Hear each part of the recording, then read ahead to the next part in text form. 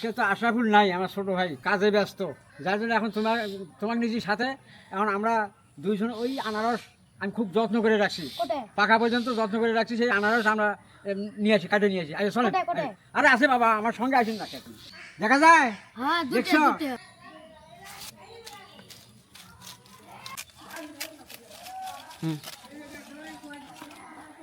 চলো ভাইস্তে, কাটা হয়েছে আনারস। তুমি কাঁচামরিচ তুলে নিয়ে এসো, যাও, আমি সুন্দর করে কাটে নিই।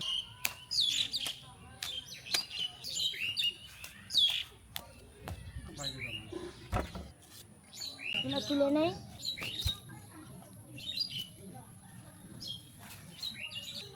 বড় বুয়া ধরেন মরিচ নিলাম। নিয়ে এসো, লবণ নিয়ে এসো এখন, যাও। লবণ? হ্যাঁ।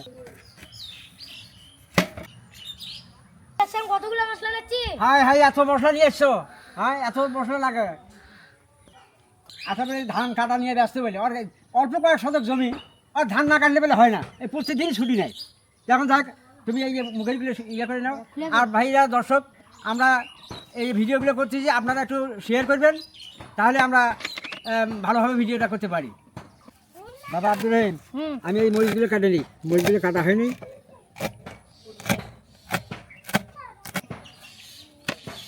বাবা আব্দুর রহিম, একটু একটু করে মশলা গুঁড়ে দেই বাবা, হলুদ দিয়ে নেই। যেগুলো দিবেন সেগুলো মনে করেন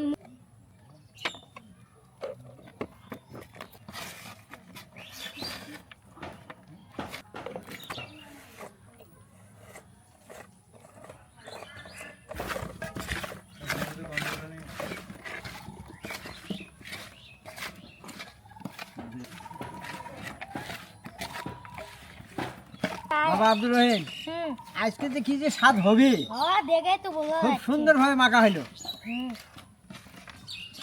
খুব স্বাদ হবে আজকে। হ্যাঁ, খুব শান্তি হবে।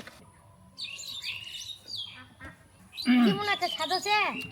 আব্দুর রহিম, তুমি এটা খাও, খায় না, খুব ইন্টারেস্ট লাগে, খুব স্বাদ হয়েছে।